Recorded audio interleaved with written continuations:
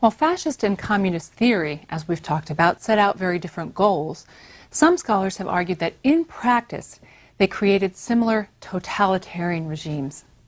What we're going to examine in the next two lectures is what this common totalitarian style of rule was and how it posed a practical, we might say, as opposed to theoretical or ideological challenge to liberal democratic government. At the heart of this common style of rule evolving in both Nazi Germany and Stalinist Russia in the 1930s was a new combination of dictatorial power on the one hand and broad mass participation on the other. Scholars began to notice this common ground already in the 1940s, and it's really in the 1940s that the concept of totalitarianism as an academic theory emerges and then is developed after that, although the word itself is actually coined by Mussolini in the 1920s. Both regimes were constructed around the apparent paradox between an authoritarian, almost godlike leader and a participatory notion of mass politics, things that seem paradoxical. How can you have an extreme principle of authority on the one hand and a mass political movement on the other? The answer was that this was a new style of political organization that had emerged out of the new conditions of the 20th century of mass society, and it comes to be labeled totalitarianism. In contrast to traditional authoritarian regimes, which seek to keep people demobilized and out of politics, so in traditional authoritarian regimes, which continue to exist in the 20th century, they're not interested in mobilization. They want people just to kind of stay in their private lives.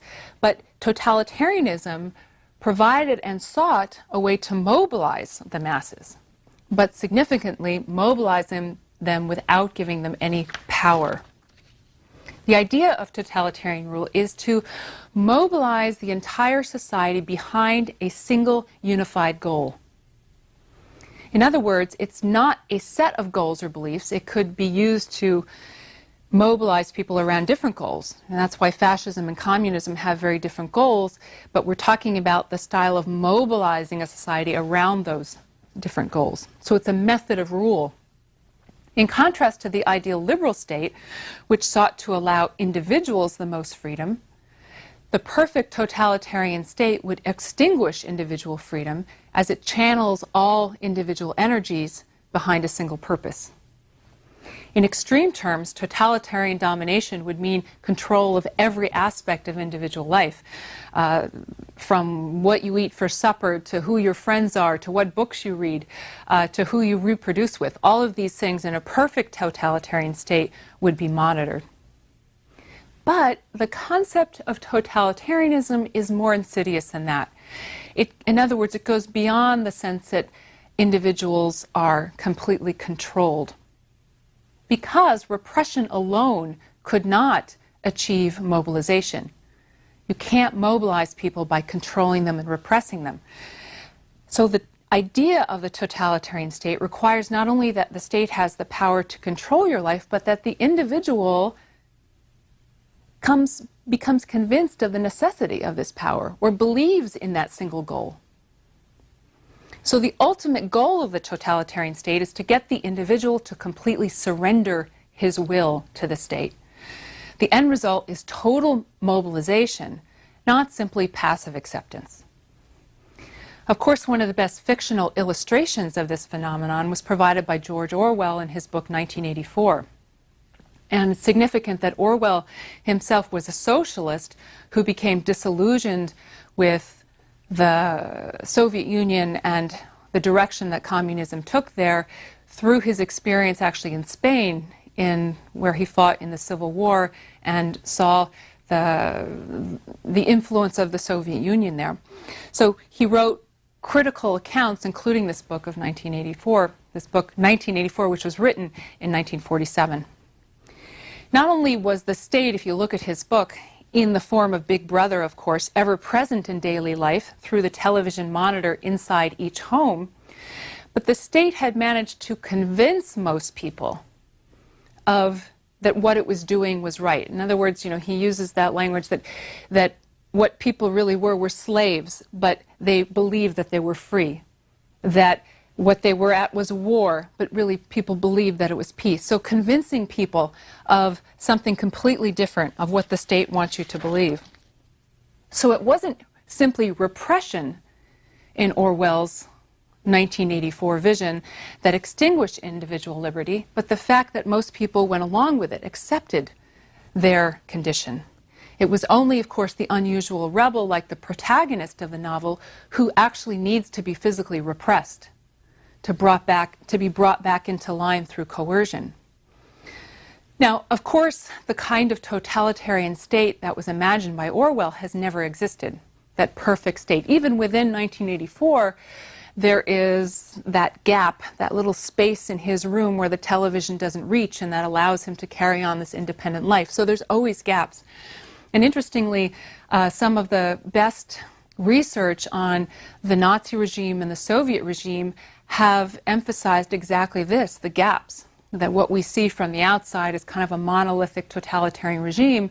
In the inside, on the level of daily life, if you weren't confronting any of the regime's special projects, there was a degree of movement, freedom of movement on a daily life. So when we speak of totalitarianism, in other words, we speak of tendencies, we speak of projects, but we speak of degrees of control, but not perfect systems. What is significant, however, is that even the possibility for this kind of control never existed before the 20th century. And here's where the debate over mass society comes in, that we talked about earlier. Critics argued that it was the elements of mass society, the potential for a mass culture, the mass media, the uniformity, the uprootedness, all of these things created the possibility for a new kind of domination. So a society of isolated individuals then was more vulnerable to some central manipulative force. So while dictators and dictatorships had existed for millennia, there was nothing new about this, the possibility of a totalitarian dictator, the kind imagined by Orwell in 1984, is a 20th century phenomenon. It was this potential that Stalin and Hitler and their partners were able to exploit, but in slightly different ways, or maybe importantly different ways. They were both master manipulators of mass society, using a combination of consent and terror, consent and coercion, to mobilize the masses behind their grand revolutionary goals. What was different was that in 1917, Russia was not a mass society. Russia was not an advanced, capitalist, industrialized, urbanized society like Germany was. So in a sense, what Stalin did, I would argue, was first create the conditions of mass society by uprooting the population, especially the peasant population, by rapidly industrializing, so creating the conditions of mass society, and then later manipulating those conditions through totalitarian methods. The general model that emerges from both cases, however, is that mass society provides, in a sense, the raw materials and the tools. Totalitarianism provides the method of manipulating those tools, those resources, and then fascism or communism provides the goals. Where are we going? What's the single idea that we're going to fix the entire population on? So what I want to do in the next two lectures is talk about how these two leaders used this form of rule in building what they claimed was fascism and communism. And we're going to begin with Nazi Germany. So how do all of these elements come together in Hitler's building of the Nazi state in Germany?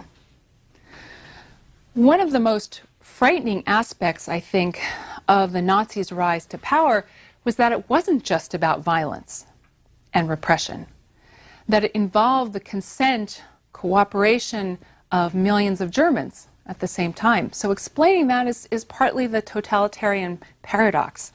It's this combination of consent and terrorism that the Nazi rise to power really illustrates very well. So on the one hand, the Nazis were masters of mass propaganda, as we talked about before, using electrifying speeches, radio broadcasts, pamphlets, cartoons, films, parades to spread the message. As the propaganda minister Goebbels described his mission, quote, "You can go on shooting up the opposition with machine guns until they acknowledge the superiority of the gunners. That's the simpler way. But you can also transform the nation by a mental revolution and thus win over the opposition instead of annihilating them. We National Socialists have adopted the second way and intend to pursue it," unquote. And as I said earlier, the Nazis were really the first to do this most effectively. And we talked earlier about the monopolization of communication networks. Remember consolidating radio broadcasting companies, film companies, and so on. So they had the tools they had the tools at their command to then send that single message out. But on the other hand, Goebbels was not being entirely honest when he said they were only pursuing the method of converting people. They did use terror. They used mass arrests, intimidations, assassinations, and of course finally mass murder to bring everyone into line with this vision. Even before the Nazis took power, the paramilitary SA troops made their reputation beating up socialists and trade union workers, intimidating political opponents.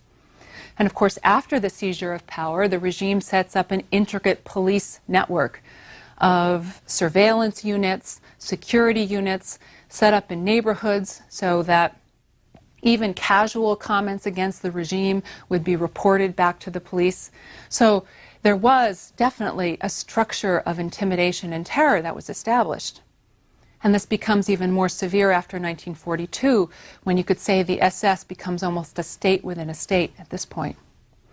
And of course, political opponents, like communists or socialists, were simply rounded up and put into concentration camps as early as 1934. And I think it's important to note that rounding up political opponents and putting them in concentration camps is only partially about punishing them.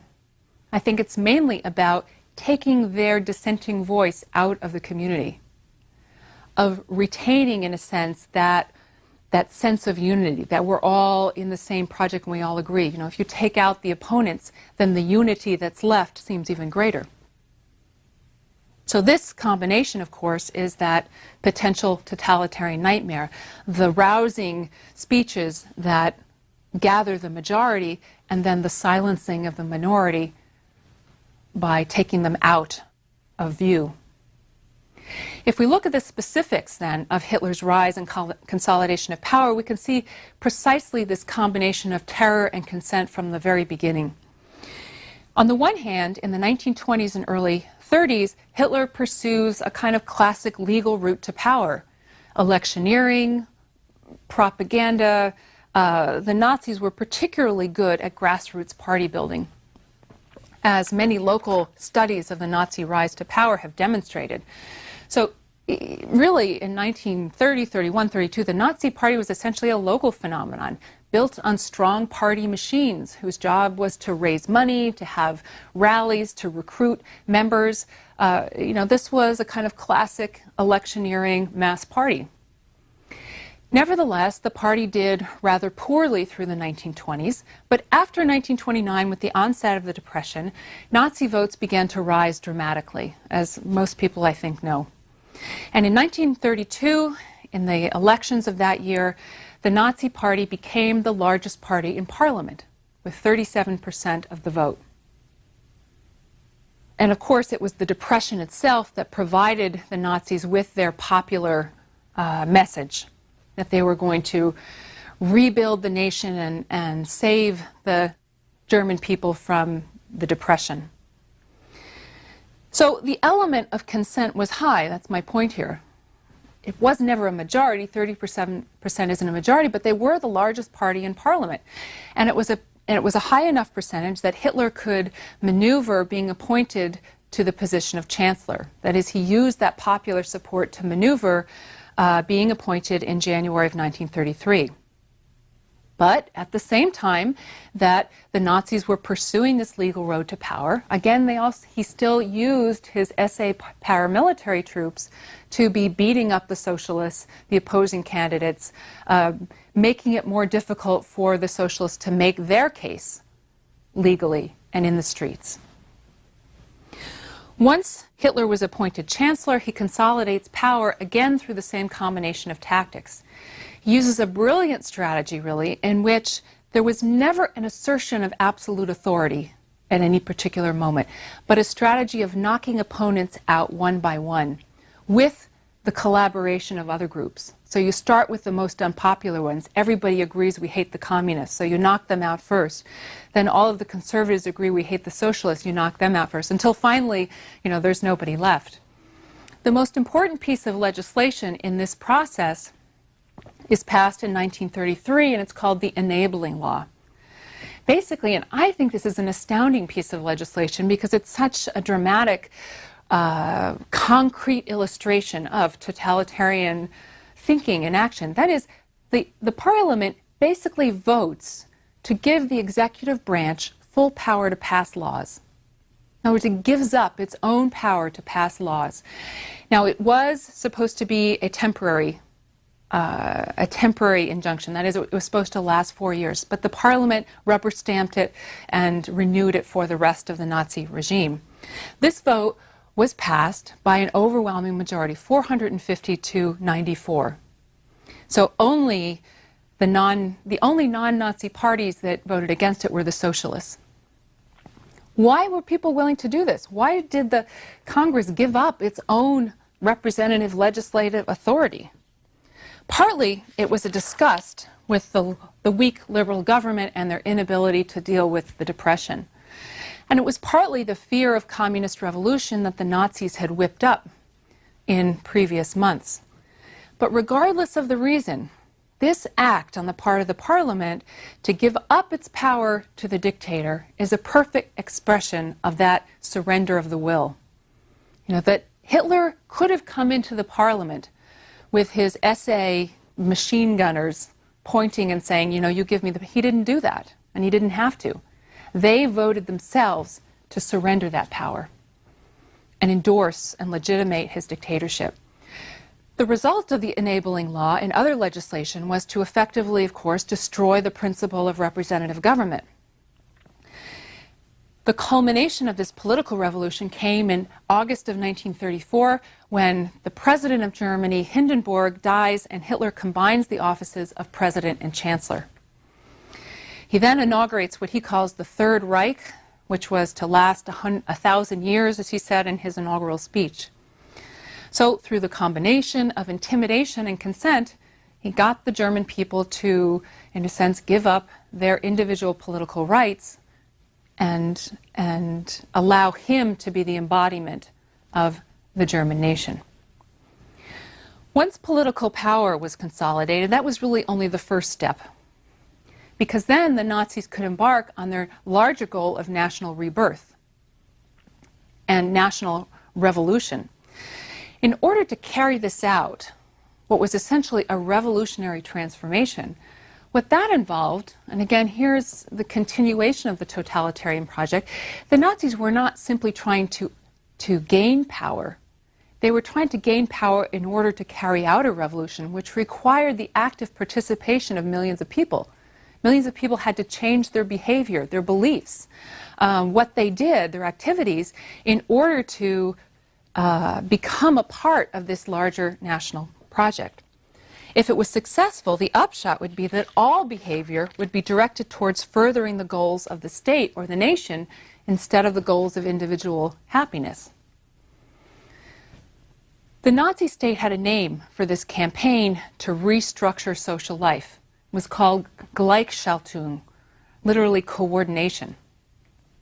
The point was to incorporate all independent social groups, whether they were professional, religious, cultural, or economic, into single organizations that could be dominated and controlled by the Nazis. So there were Nazi doctors' organizations, Nazi tennis clubs, Nazi labor unions, Nazi churches, Nazi women's organizations, and so on. Once again, millions of people either voluntarily dissolved their organizations, the old ones, or they were coerced to do so, but most of them voluntarily did so. What did that mean? What does it mean that the 1,000 bicycle clubs that used to exist are dissolved and all coordinated into a single Nazi bicycle club? What that allowed the Nazis to do, of course, was to deliver a single message to everyone. The consolidated clubs could focus energies on Nazi goals. So university professors were told to teach a different version of German history. Doctors were told to embrace a new medical ethos that was based on service to the German race rather than the Hippocratic Oath. But beyond instilling a new ideology and a common message, I think there are even deeper implications. What it means is, this whole Gleichschaltung campaign, is that the government is able to take apart existing social relationships and put them back together in a new way, like pieces of a puzzle. So why did you join your old bicycle club? You joined it perhaps because everybody in your neighborhood belonged, or everybody in your trade union, or maybe everybody at your church. So you chose to join that club to associate with those people who were your friends, who you knew.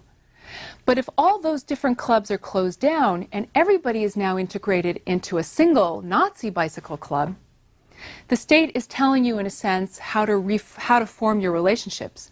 You're now a member of that bicycle club because you're a member of the German race, because you're a member of this nation, no longer because it's, the friends who you knew or your church group or whatever.